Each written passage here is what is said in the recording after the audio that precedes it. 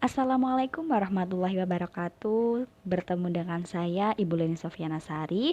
Semoga semuanya dalam keadaan sehat walafiat ya. Kali ini setelah kemarin kita sempat membahas materi bab 1 di mata pelajaran penataan produk tentang SOP dalam penataan produk, kali ini kita akan melanjutkan membahas materi bab 2 yaitu tentang ide-ide inovatif dalam penataan produk di supermarket. Langsung saja ya. Pernahkah kalian melihat jenis penataan produk seperti gambar-gambar di samping? Kira-kira saat kalian melihat berbagai penataan produk di supermarket ya, salah satunya atau beberapa contohnya seperti gambar di samping ini. Nah, kira-kira saat kalian melihat berbagai penataan produk seperti itu ya, apa sih yang terlintas dalam pikiran kalian ya? Kira-kira saat kalian melihat itu, kira-kira kalian berpikir nggak sih, kira-kira apa sih manfaat dari kita melakukan penataan produk? Lalu, eh, kira-kira bagaimana cara penataannya? Lalu, pernahkah kalian memperhatikan saat melakukan penataan barang di supermarket itu apa yang harus diperhatikan dan hal-hal penting lainnya. Kira-kira apakah kalian memiliki pertanyaan yang sama saat kalian melihat penataan produk seperti ini?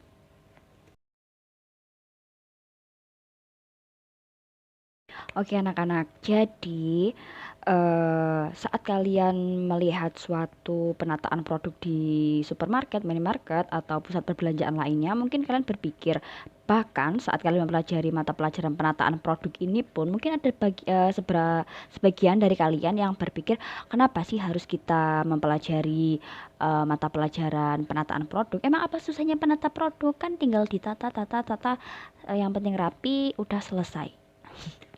Jadi dalam berbisnis itu tidak sesederhana itu, tidak sesimpel itu ya.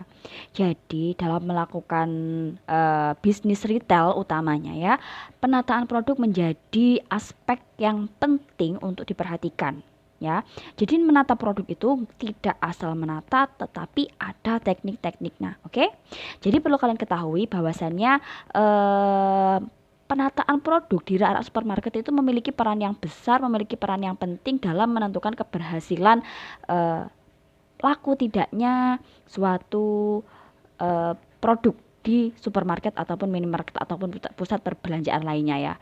Karena eh, dengan melalui penataan barang yang sesuai ini nantinya kita dapat mempengaruhi penjualan dari toko kita ini. Oleh karena itu, banyak hal atau manfaat yang kita peroleh dengan melakukan penataan produk. Misalnya apa?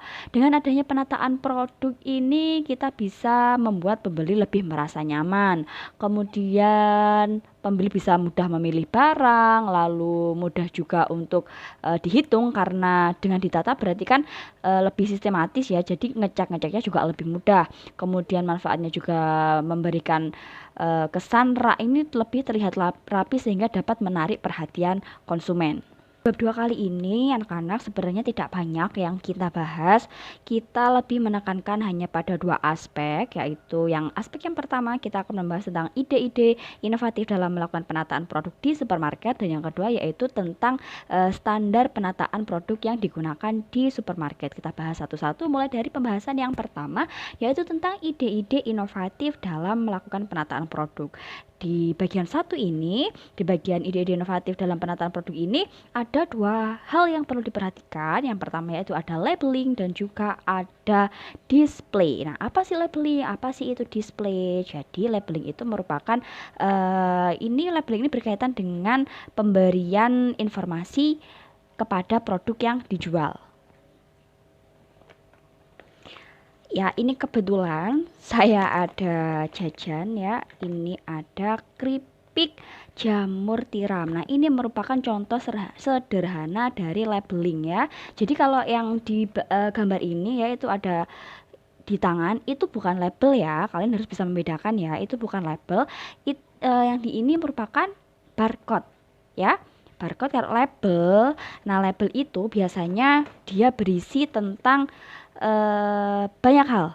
Misalnya mulai dari tanggal penerimaan, kemudian kode barang, kemudian kode supplier, ada juga harga jual, tipe, ukuran. Nah, dia intinya kalau labeling ya, berarti dia memuat informasi yang berkaitan dengan produk yang bersangkutan. Sedangkan kalau yang ini barcode. Barcode ini kalian pasti sering menemui kalau misal di bagian kemasan-kemasan itu bisa digunakan untuk scanning saat melakukan pembayaran.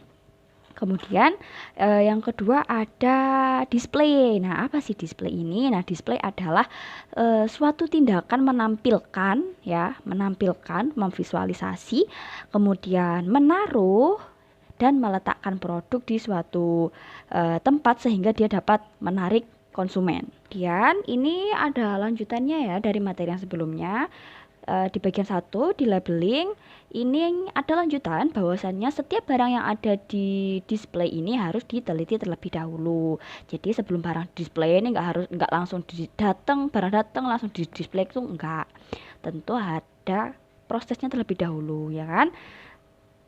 Yang pertama yaitu apakah produk yang akan dipasang ini sudah berlabel atau belum. Otomatis kan kalau misal kita menjual barang tanpa label, ibaratnya misal gini ya, misal kayak gini terus bener-bener gini tok, nggak ada polosan, itu kan pasti ya konsumen ibaratnya kurang percaya ya kan, daripada produk yang nggak ada labelingnya, tentu mereka akan lebih dominan percaya untuk membeli produk yang terpercaya dengan memiliki label. Kemudian apabila barang yang akan didisplay ini tidak ada barcode-nya, maka itu harus dicek terlebih dahulu.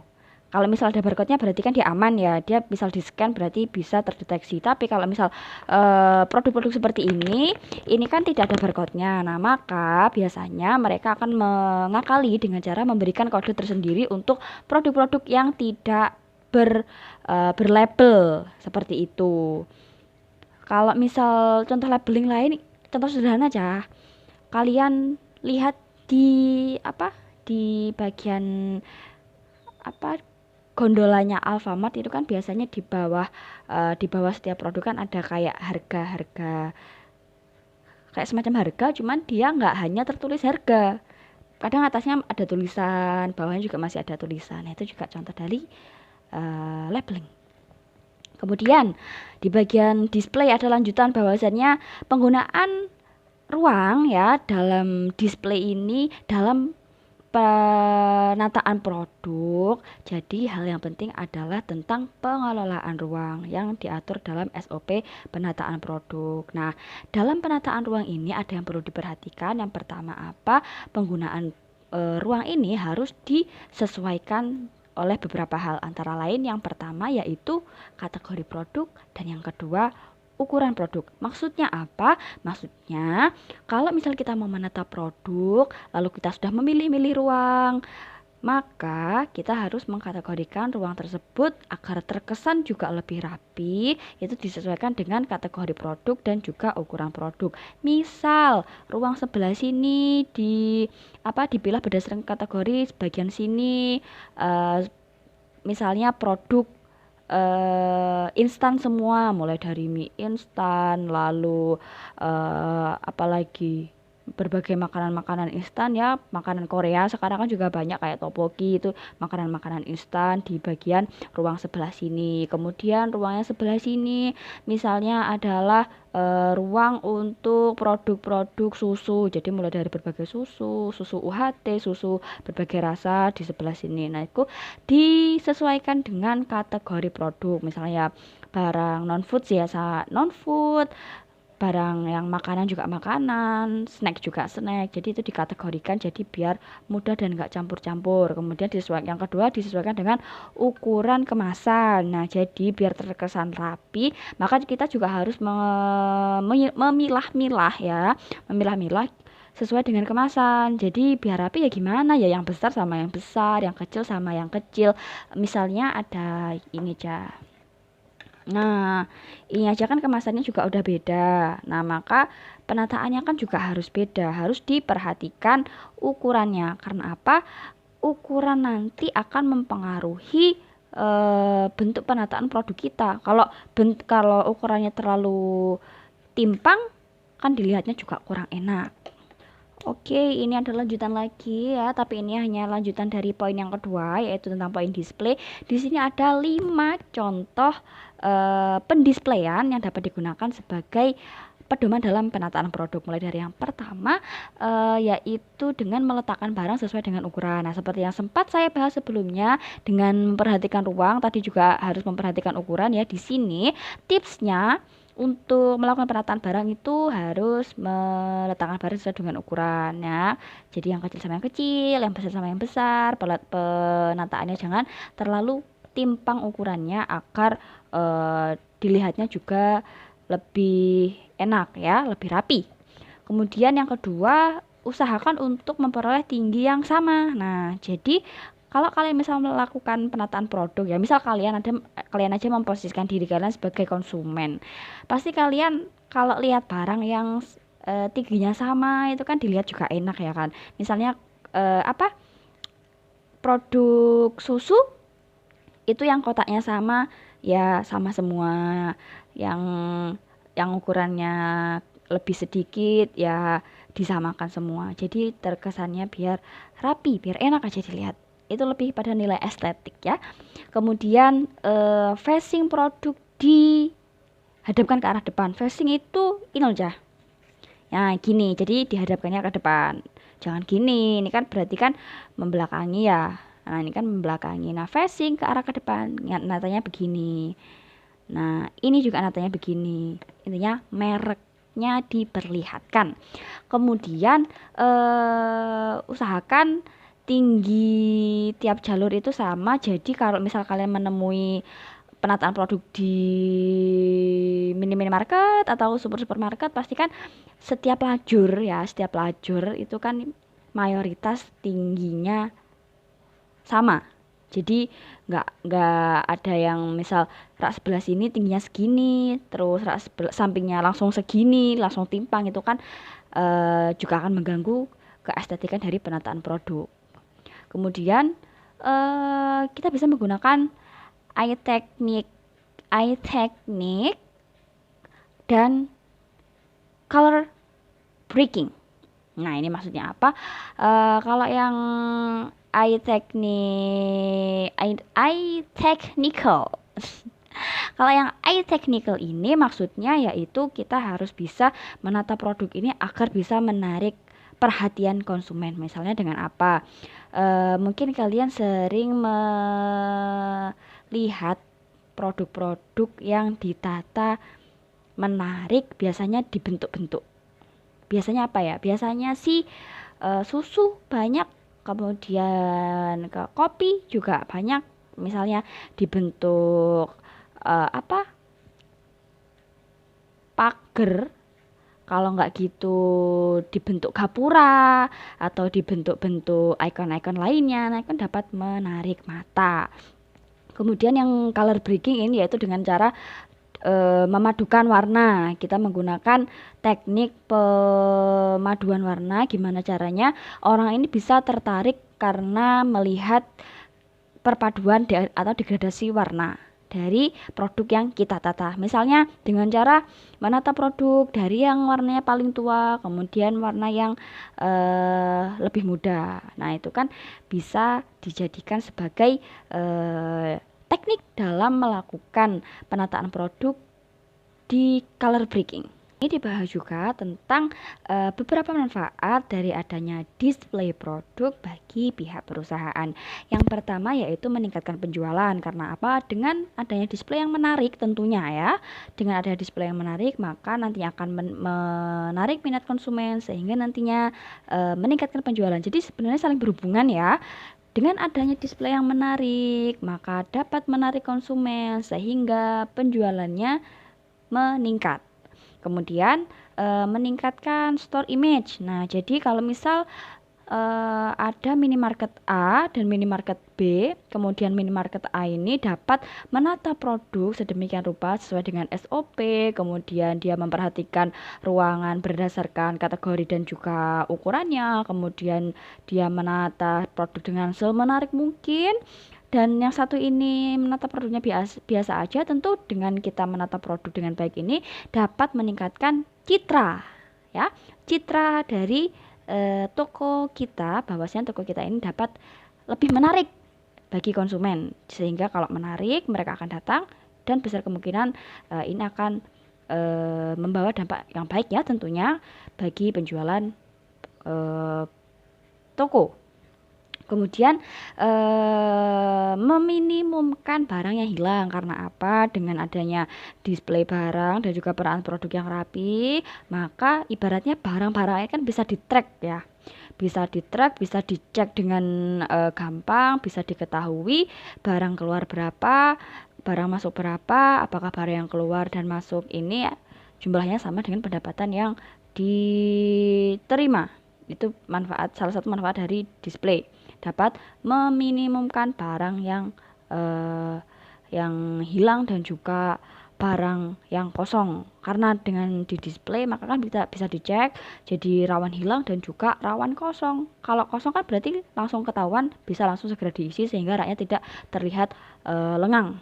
Kemudian dapat mengidentifikasi laku tidaknya suatu produk. Nah, ini kaitannya dengan pengecekan ya, dengan cara kita menata produk dengan bagus, maka kita dapat mengetahui barang-barang mana saja yang laku cepat, mana yang kurang laku dan tidak laku. Karena dengan ditata sedemikian rupa dengan rapi, maka kan tentunya kan bisa dilihat ya produk yang misalnya berkurangnya drastis sama yang lakunya pelan kan bisa dilihat dengan mudah. Di pembahasan bagian 2 tentang standar penataan produk di supermarket tentunya dengan sesuai dengan SOP-nya.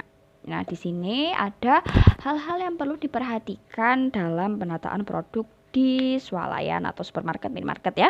Yang pertama ini ada produk ditempatkan pada kategorinya. Nah, ini tadi sudah sempat dibahas bahwasannya produk misalnya produk food dengan ya produk food semuanya, produk non food ya produk non food semuanya. Misalnya non food itu apa sih? Kayak misal pasta gigi, sampo, sabun, nah itu non food. Kemudian snack ya snack, jadi harus ditata berdasarkan kategorinya. Yang kedua facing atau jumlah tayar. Tayar ini tingkatan ya, tingkatan tinggi rendahnya. Ini harus disesuaikan dengan market share. Nah, ini kaitannya facing ini tadi harus dihadapkan ke depan, kemudian harus sesuai dengan market share ya, harus disesuaikan juga. Misalnya facial wash sama facial wash, kemudian pelembab sama pelembab, kan sudah dibagi masing-masing ya tentunya. Nah, itu harus disesuaikan dengan market share atau pembagiannya. Kemudian pengaturan barang secara vertikal dan horizontal. Nah, seperti namanya vertikal dan horizontal. Vertikal dan horizontal. Kalau vertikal berarti dia dari atas ke bawah atau atas ke bawah. Dari atas ke bawah atau bawah ke atas. Sedangkan kalau horizontal berarti dia lebih ke lebar sini ya. Kemudian harus sesuai dengan arus lalu lintas pengunjung lain. Nah, jadi jangan diusahakan dalam penataan produk itu harus memperhatikan alur alur jalannya pelanggan, muternya pelanggan ini kira-kira bakal kayak gimana. Jangan sampai antar pelanggan ini saling berbenturan ya. Dan jangan juga membuat alur penataan produk yang ibaratnya memusingkan pelanggan, yang bikin pelanggan itu justru muter-muter tok. Harus dibuat seefektif dan efisien. Kemudian harus memperhatikan rotasi dari produk dengan menggunakan metode FIFO atau first in first out. Maksudnya di sini yaitu barang yang masuk adalah barang yang pertama kali keluar. Misalnya begini.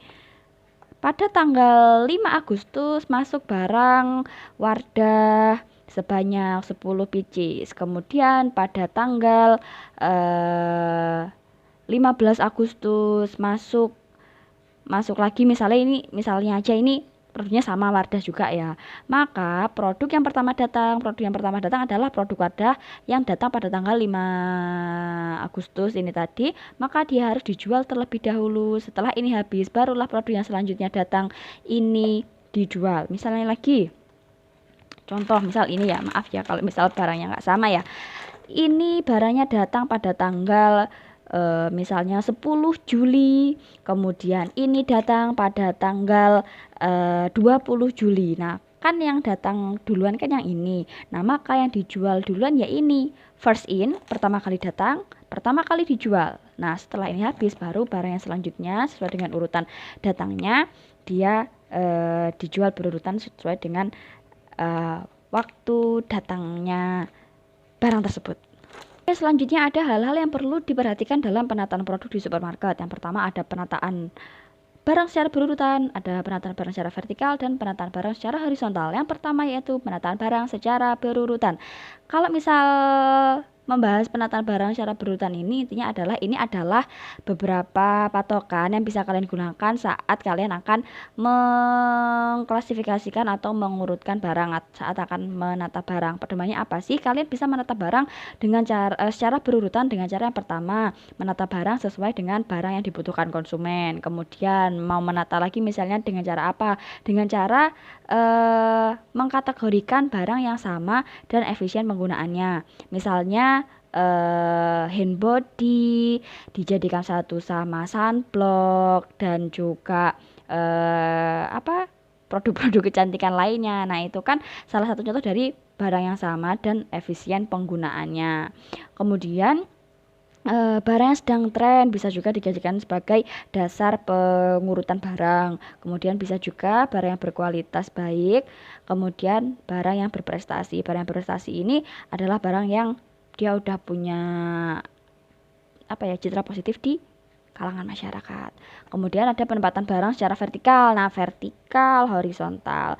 Ini yaitu yang perlu diperhatikan. Kalau vertikal ini bisa dilakukan penataan produknya secara dari atas ke bawah, secara sistematis, berurutan. Kemudian yang perlu diperhatikan, kalau vertikal ini lebih gini aja, lebih memanjang. Kalau gini baru melebar ya. Jadi vertikal dia itu penataan produknya lebih ke memanjang gini, dari atas runtut ke bawah atau dari bawah runtut ke atas. Itu namanya penataan produk secara vertikal ya. Kemudian dalam penyusunan atau penempatan barang secara vertikal ini yang perlu diperhatikan dia juga harus ditata sesuai jenis dan klasifikasinya, kemudian sesuai dengan ukuran, terus penyesuaian gradasi warna ya, seperti jangan terlalu kontras atau jangan terlalu bagaimana penataannya biar enak dilihat. Kemudian penyesuaian produk ini juga dapat dilakukan dengan menyesuaikan harganya mulai dari yang termahal sampai ke yang termurah gitu. Kemudian yang penempatan barang secara horizontal ini sayang sekali ya, untuk penempatan barang jenis ini jarang digunakan dikarenakan dia dianggap kurang efektif ya. Antara lain di sini ada kelemahannya. Kelemahannya antara lain pelanggan ini susah untuk menemukan barang. Kemudian barang yang dijual terkesan terbatas ya, karena kan terlalu memanjang ya. Jadi variasinya juga pasti lebih sedikit. Kemudian barang yang bisa dilihat dan dijangkau pembeli terbatas. Kemudian memberi kesan tidak beraturan sehingga pelanggan akan mondar-mandir. Begitu. Bisa punya gambaran lah ya. Produk yang disusun secara vertikal dan juga produk-produk yang disusun secara horizontal. Lalu tambahan informasi untuk produk-produk yang disusun secara vertikal, maka dia dapat ditempatkan di rak atau gondola. Kalian harus bisa membedakan yang mana rak, yang mana gondola ya. Ini yang gambar ada banyak snacknya, ini merupakan rak. Jadi kalau rak itu dia hanya satu muka, hanya menghadap satu muka ya, ini cuma satu tempat saja. Sedangkan kalau yang gondola ini dia bercabang gini, ada dua muka. Biasanya pasti sering kalian temui di minimarket terdekat. Alhamdulillah. Oke, itu tadi pembelajaran kita hari ini tentang bab 2, ide-ide inovatif dalam penataan produk. Semoga apa yang kita pelajari bermanfaat. Tetap semangat dalam belajar meskipun daring. Tetap semangat, tetap jaga kesehatan. Semoga apa yang kita pelajari bermanfaat. Saya akhiri. Wassalamualaikum warahmatullahi wabarakatuh. Selamat bertemu di video pembelajaran selanjutnya.